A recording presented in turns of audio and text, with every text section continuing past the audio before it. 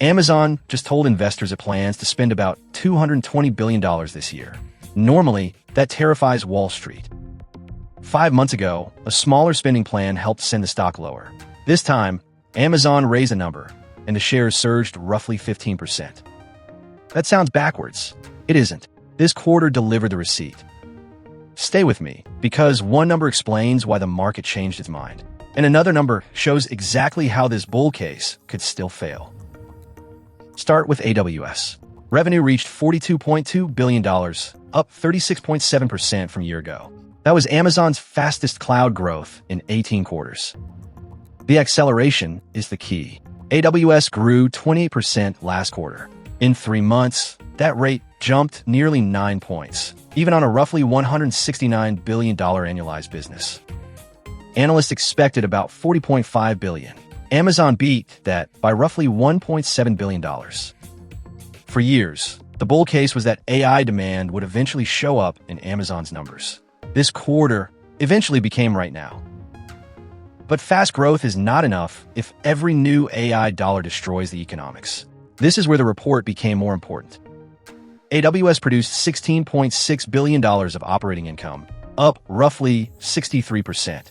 Its reported margin was about 39%, up 650 basis points. Excluding a $600 million energy contract benefit, it still expanded by about 520 basis points. So AWS did two hard things at once. It grew much faster, and it stayed extremely profitable. That combination is behind the rally. Amazon is turning scarce compute into high-margin revenue at enormous scale. Company-wide operating income reached $27.5 billion, up 43%. The AI engine is no longer hiding in the expense line. And Amazon is not just selling server space, it is building the entire stack.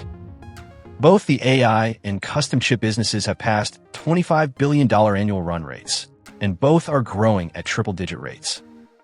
Trainium has multi-year commitments from Anthropic and OpenAI. Graviton is used by 98% of Amazon's top 1,000 EC2 customers. Bedrock added more customers in 6 months than in its first 2 years. That creates a powerful loop. Amazon designs the chips, builds the data centers, sells the cloud capacity, and gives developers a model platform on top. If it keeps scaling, Amazon can lower customer costs, reduce dependence on third-party silicon, and keep more economics inside AWS.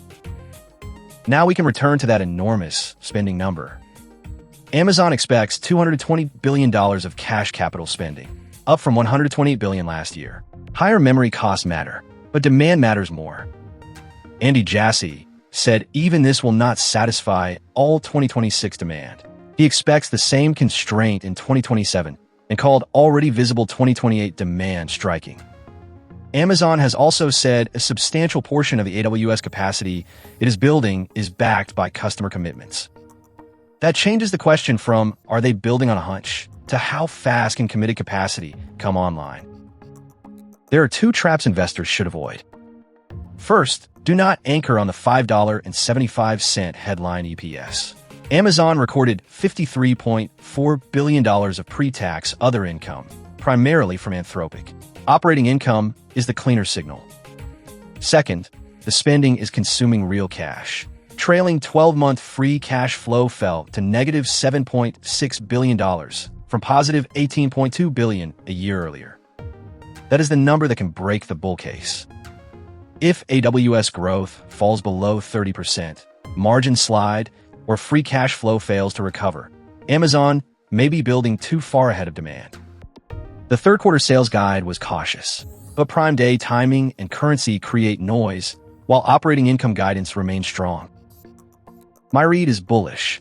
AWS accelerated to 37% growth while holding a near 40% reported margin. From here, watch 3 things. AWS growth staying above 30%, AWS margin holding in the mid to high 30s, and free cash flow beginning to recover as this new capacity turns on.